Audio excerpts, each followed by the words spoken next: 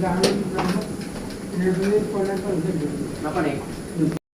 Halo guys, ini lagi di museum, bukan museum sih, workshopnya anu ya. Itu guys, ini nggak ngerti ini apa loh. Loh, mesin gede banget nih loh. Wih.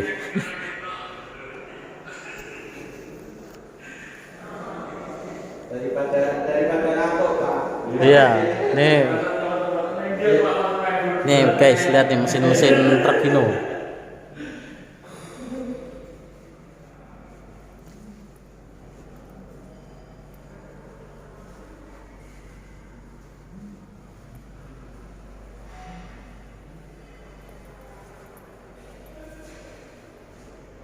Gitu guys, jadi saya sendiri juga nggak ngerti, tapi paling nggak bisa ngelihat teman-teman tuh di akuariumin, karena barang langka ini. Biasa kita lihat truknya tok ya, kali ini langsung kita hadirkan ini tuh dengan para juragan-juragan. Ini malah dompet dewe-dewe ini juragan penasaran.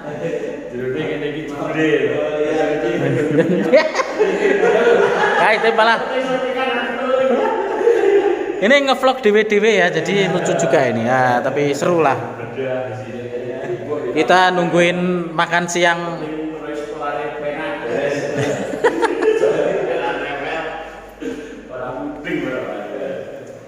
Udah, pokoknya kita nunggu diusir ya guys, nunggu diusir panitia. Oke. Nih, halo guys, ini ngapain lampunya nyala? Ini kita mau belanja guys. Oke, kita coba. Ini Pak, ini belanja 8. Enter. Nanti muncul guys, ini QR-nya. Lalu sama Bapak sikat. Nggak usah ditekan Pak. Wah. Halo guys, praktek mesin belajar bersama. Oke, kita coba ya. Pokari 19. Enter, kita lihat. Ya, 3 scan. Tak. Oke. Ya, tak keluar sendiri. Enak belanja. Sok rek sing jujuli, enak ya itu ini. Loh, klik pedun. Belanja guys. Halo Pak. Jos. Halo Pak. Ya Pak. Mobilnya lo Pak update itu pulang.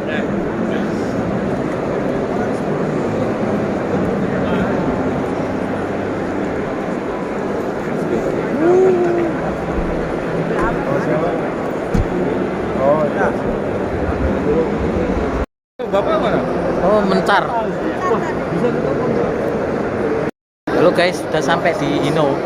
Terus nggih, tengah. Sampai di Ino.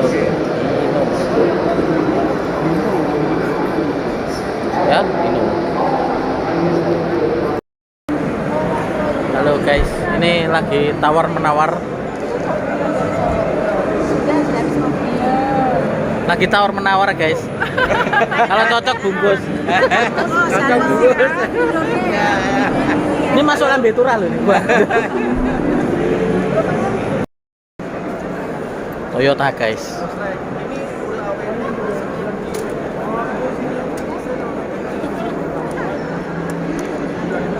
Kita ke Toyota kali ini. Toyota Subaru.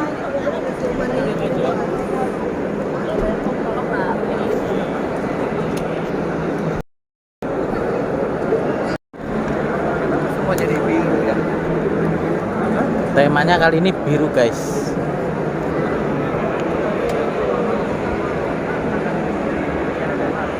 Honda jajaran sama Toyota. Dua raksasa otomotif. Ngeri. Subaru masih dengan konsep blue. Honda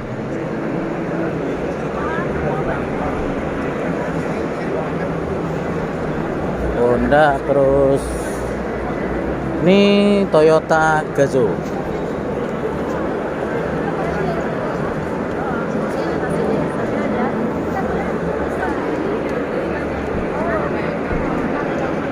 Toyota guys, Honda guys, Honda Sangar. Wow, New Civic.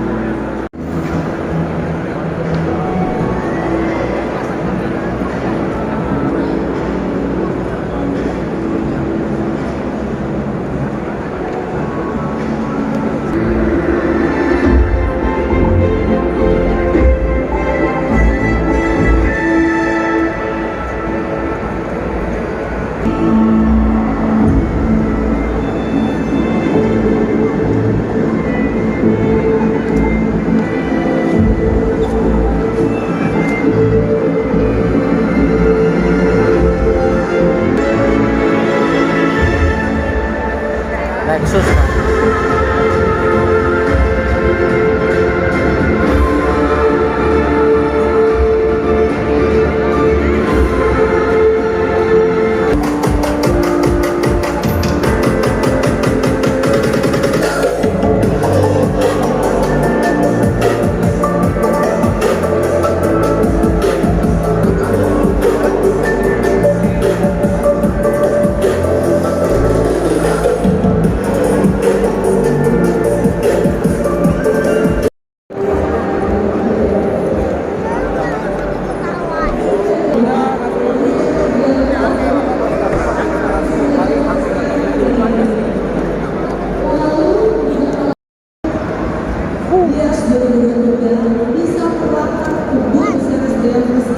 Langsung tanya-tanya aja kepada rekan-rekan sales kami, karena kami menawarkan banyak sekali promo-promo untuk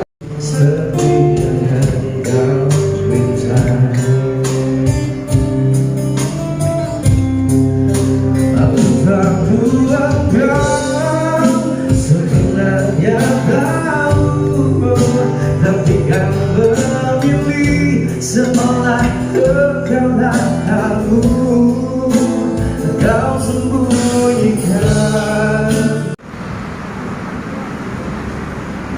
BSD malam ini cukup cerah, jadi ya gitulah pokok men.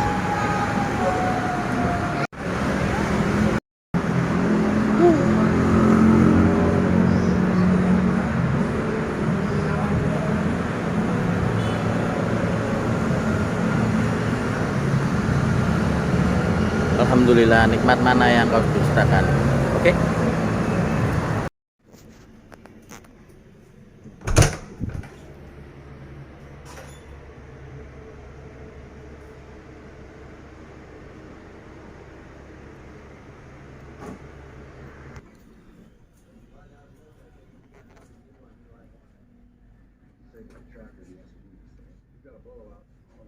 Kamar yang sangat keren.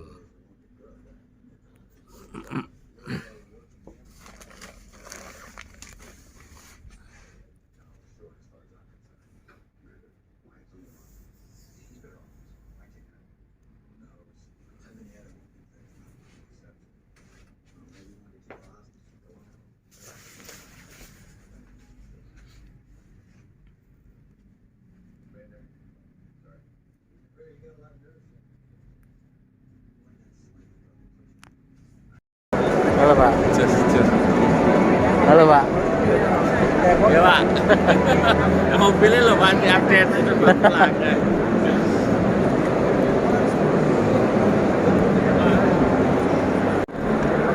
Semua jadi bingung ya. Temanya kali ini biru guys.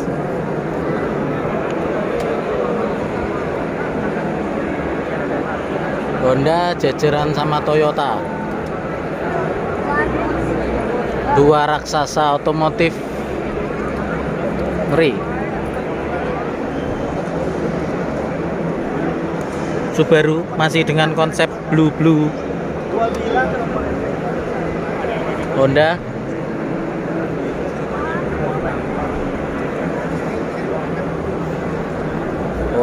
Terus ini Toyota Gazoo.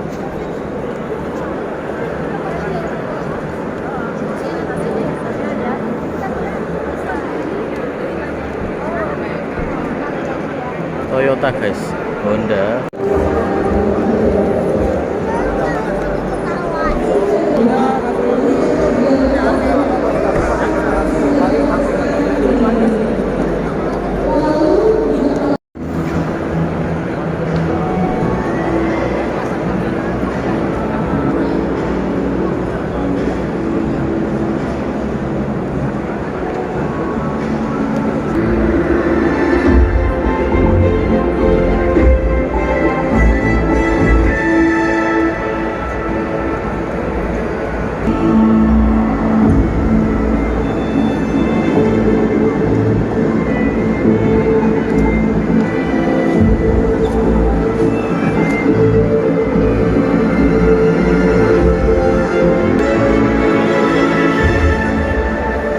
Lexus Pak.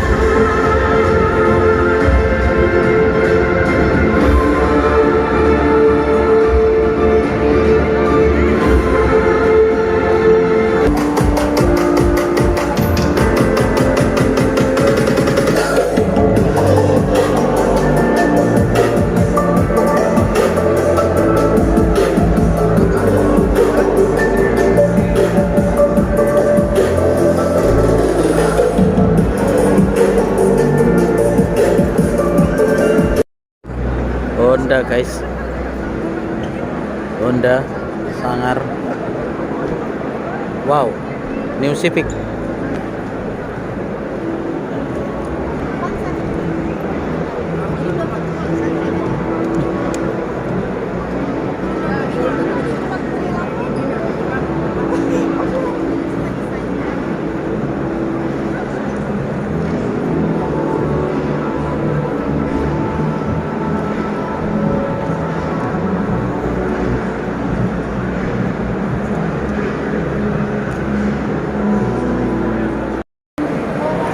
Halo guys, ini lagi tawar menawar.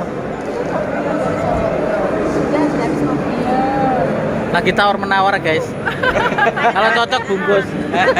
Cocok bungkus. Ini masuk lambe turah loh nih. Halo guys.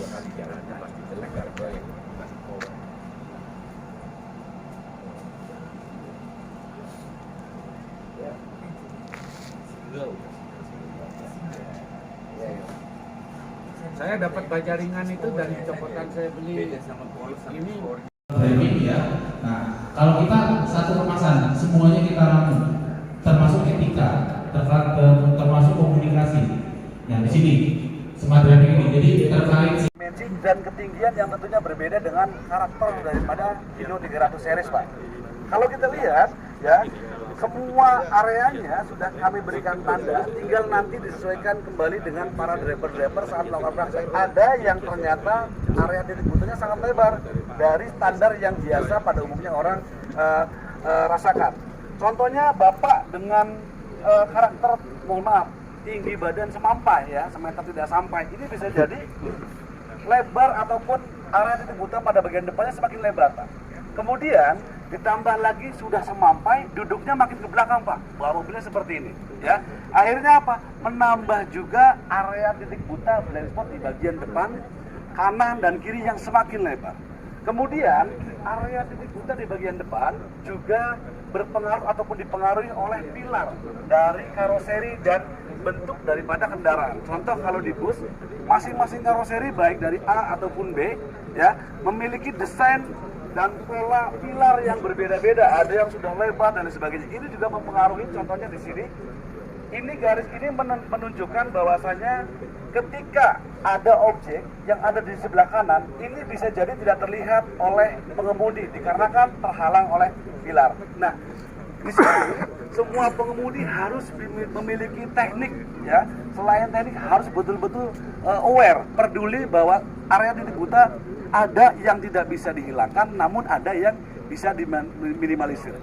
Contoh yang bisa dihilangkan adalah area titik buta pada bagian kanan, ya, dengan menoleh, ya, mendongak, maju ke depan, kita bisa meminimalisir area titik buta.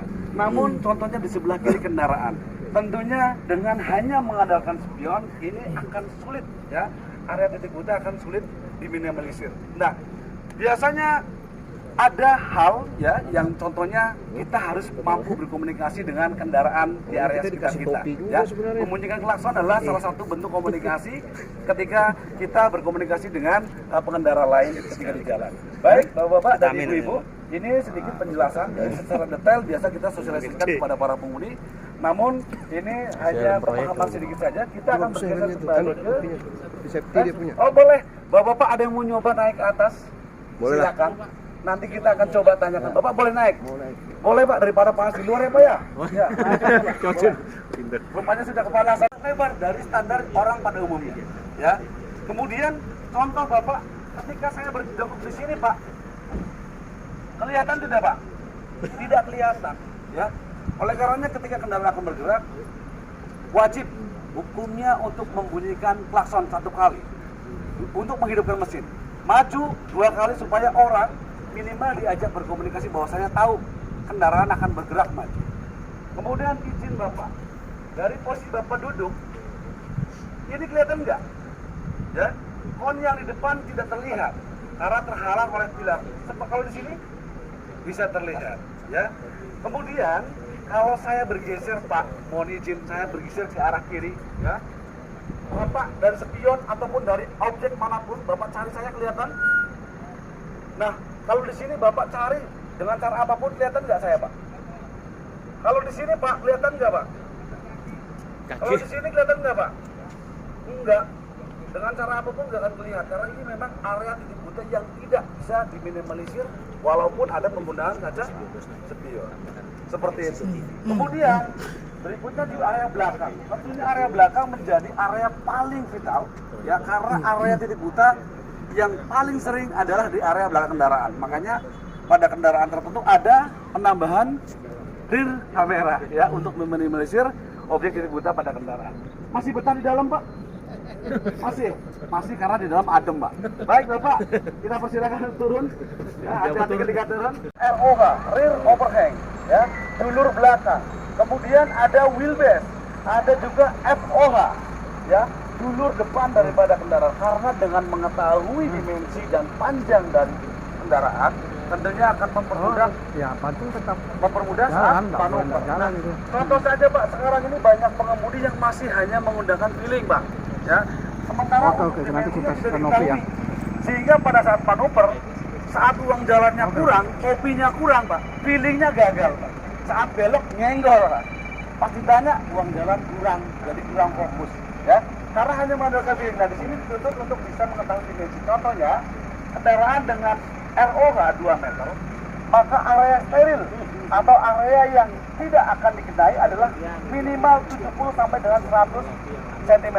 Sehingga saat berbelok, kendaraan tidak akan mengenai objek yang berada di kanan. Contoh Pak Yudi berdiri di sana, ya, kendaraan akan dibelokkan dengan turning trajectory ataupun radius putar yang maksimum. Ya.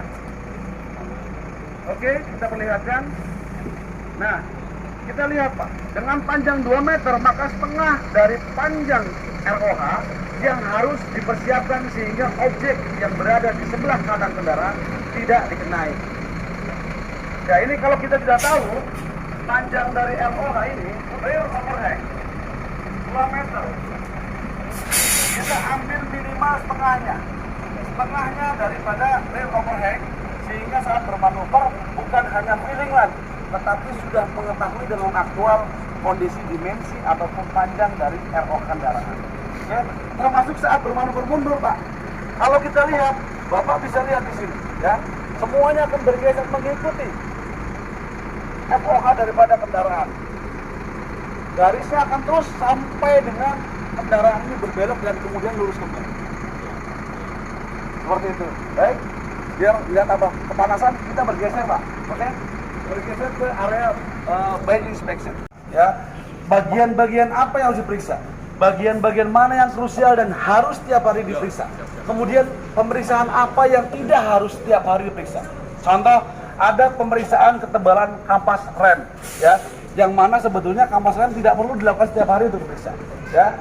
Dengan trik yang kita sampaikan kepada para pengemudi, pengemudi hafal dan tahu ternyata ngecek kampas rem itu tidak perlu tiap hari, ya, bisa dilakukan 1 minggu sekali, karena ada triknya sendiri Bu, ya, dan hanya diketahui oleh para pengemudi. Kalau Bapak pengemudi, saya kasih tahu Pak.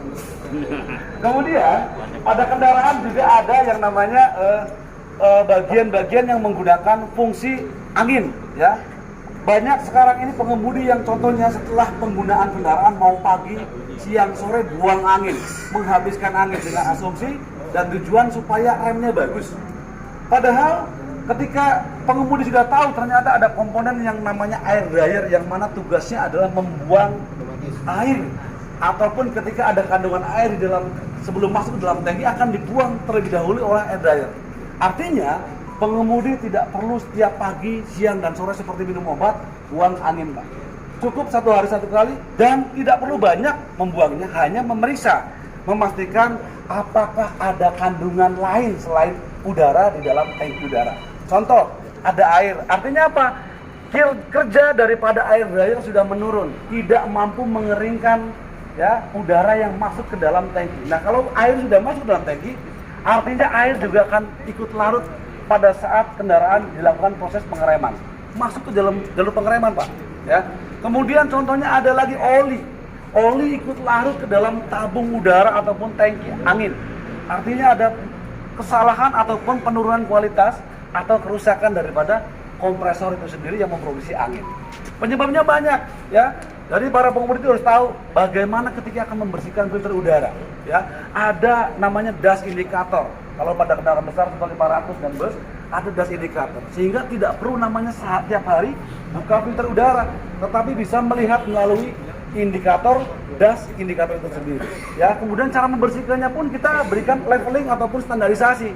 Jangan asal berhenti melihat, mohon maaf, silai, ya, semprotannya gede, tangkinya gede, berhenti sampai mobat mabit, sampai berantakan kemana-mana itu filter Pak. Sehingga apa? Secara kodrat dan fitrahnya sebagai filter bukan lagi memfilter, melainkan membiarkan debu masuk, sehingga debu dan kotoran akan menumpuk, kemudian bercampur dengan oli, menghasilkan ataupun menjadi pasta abrasif di dalam kompresor. Sehingga gesekan konstannya akan mengikis piston yang ada di kompresor. Nah, dari situlah oli ikut larut ke dalam jalur pengisian udara. Nah, seperti itu Pak. Jadi banyak hal yang sebetulnya 20-25 tahun pengemudi belum tentu pemahamannya bisa standarisasi dengan standar ATPM itu sendiri. Baik Bapak-Bapak, tanpa berlama-lama sudah ada yang kegerahan, kita akan ngadem di dalam bus. Silakan, waktu dan tempat kami persilakan. Halo guys, hari terakhir di event Gias ini kita mau pulang ke Jogja, kembali ke aktivitas. Hotelnya cukup keren, jadi ada hotel gitu ya guys. Ini kita persiapan untuk pulang tuh di Hotel Atria. Oke, bye bye, ketemu lagi di Jogja. Oke, sip.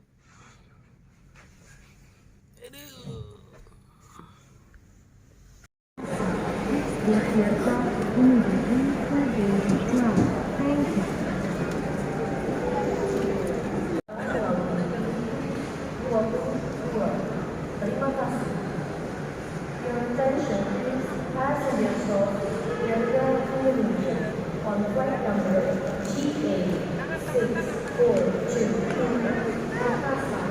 Please board the aircraft.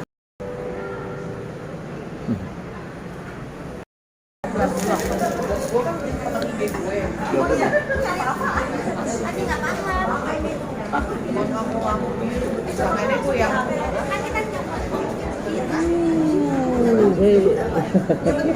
si telepon.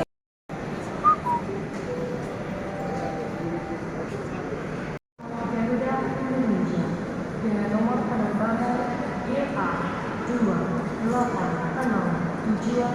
Panjang Persilakan untuk pesawat melalui tujuan Tuas. Terima kasih. Your attention please. Passengers of Garuda Indonesia on flight number GA. Pulang guys.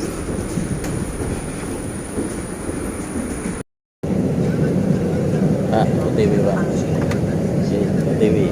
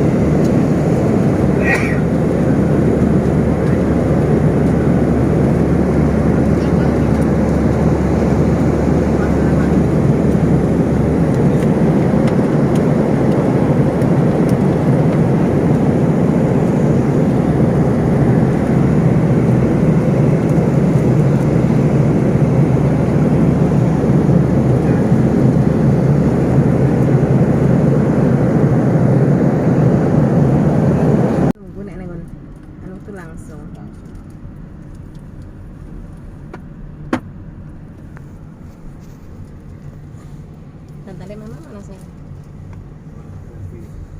Enggak, sini. Tentang aku dulu. Kita dua, mama sama ayah biar bisa tidur.